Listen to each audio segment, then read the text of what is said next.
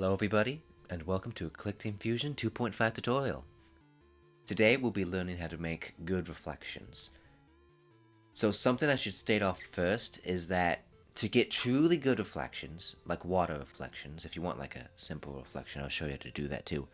But if you want like a really good water reflection, the first thing you gotta do is you gotta resize all your sprites by 2. It's gotta be 2 times the size. I've already done that. I just wanted you to know in advance. This will still work for sprites that are small, but you're gonna want them to be bigger. Anyway, first thing you gotta do is you gotta create a new layer. You don't have to, but this makes things a lot more easy to manage. Create an active object. You can name it whatever you want, but I'm not gonna do anything. Make sure it's all filled out.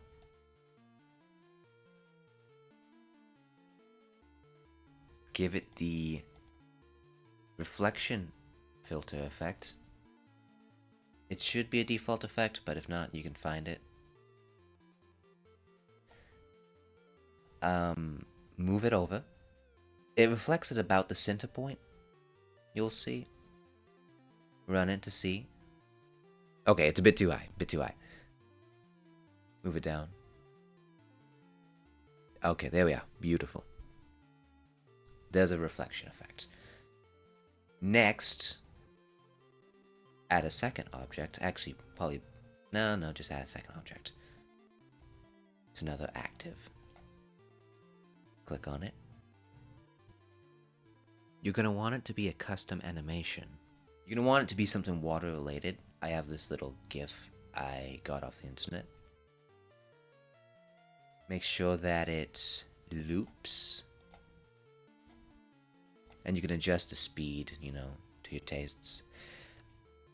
I just realized my little hotspot isn't where it needs to be. So if you need to center your hotspot on all, of the frames, just hold Alt while you press the button. Should be good. Going to need to resize this a little. Move it to about where the reflections stop, give or take. And then give it the effect of... God, no. Wrong thing. Give it the lens effect.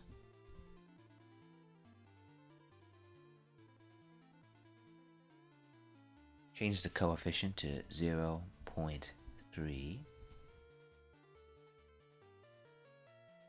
Testing and see how it looks.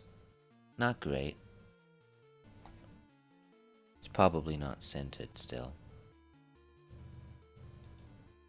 No, it looks good. I don't know what's up. Ah. There we go. I didn't hold Alt the first time, apparently. So we just center it around there. And look at that. It's very pretty.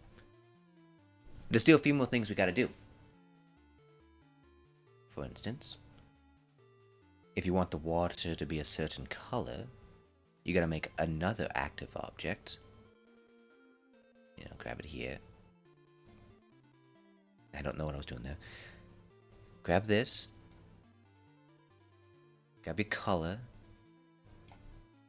I like to go for a bluish color. There we go. Resize it. Move it to be right above the water. And then I just add a little event for that. A starter frame event.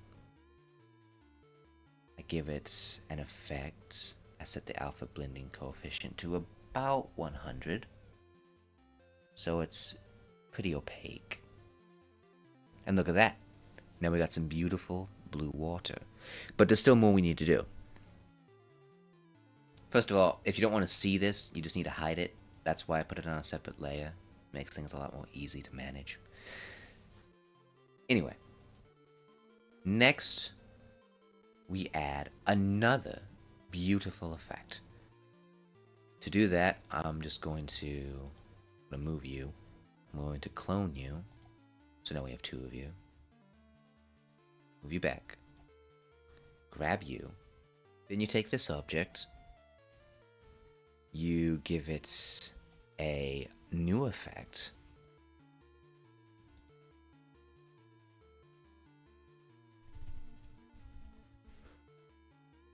call it the blur effect.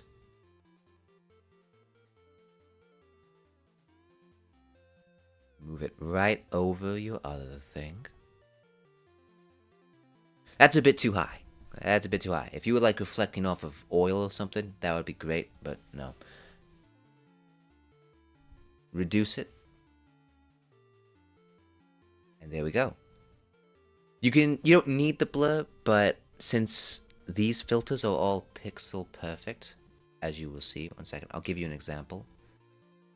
If I were to add a accurately sized object right here,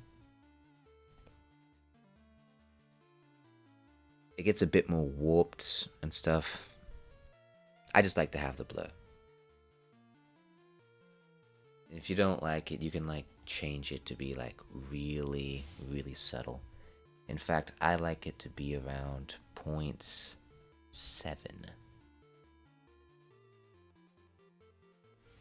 See how that looks. Looks great. Okay, but there's still one more thing we gotta do. I'm assuming that most of your games aren't gonna take place on one little window where you move around and all sorts of junk. Also, if you notice, the closer you move to the edges of the, of the reflection, the more warped you get, which isn't something you want if you have like a lake. So, now for this, we're going to need to change some things. We're going to go into the behavior page, or the event editor as some call it. Future me here, I made a bit of mistakes on this tutorial, so what you got to do is first, you go to your application, add a global value. You don't have to, but I do that, just, for example.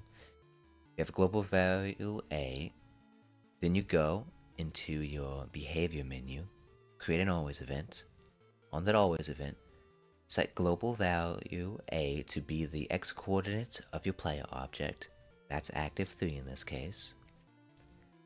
And then you set the x position of every reflection related object to be the same as the global value A. Simple. And here we are. Now the water will move with the player, and that way like your reflection stays consistent. It's very important that it stays consistent. Okay, now we gotta do one more thing. We don't have to do it, but it's a nice effect. Go to your layers, add a new one, because otherwise you might have a bit of trouble aligning everything. Create a new active object. Go into the editor. Remove its sprite. Add a 2 pixel tall line. It could be whatever color you want, but it's best being white. It really depends on what color your water is, Resize it. And try to align it with your water. That looks good. Run it. And then we got a wonderful white line. But you may wonder, this looks ugly. Because it does. First, make sure it also follows the player, like everything else does. Give it an alpha blending coefficient, similar to everything else. And now you have a nice little water line. As said before, very unnecessary, and you may not even like it. But I think it's a nice little effect. There we go. Now it's properly aligned.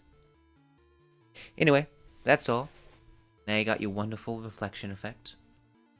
I hope you enjoyed the tutorial, and I plan to make more in the future. This is my first tutorial.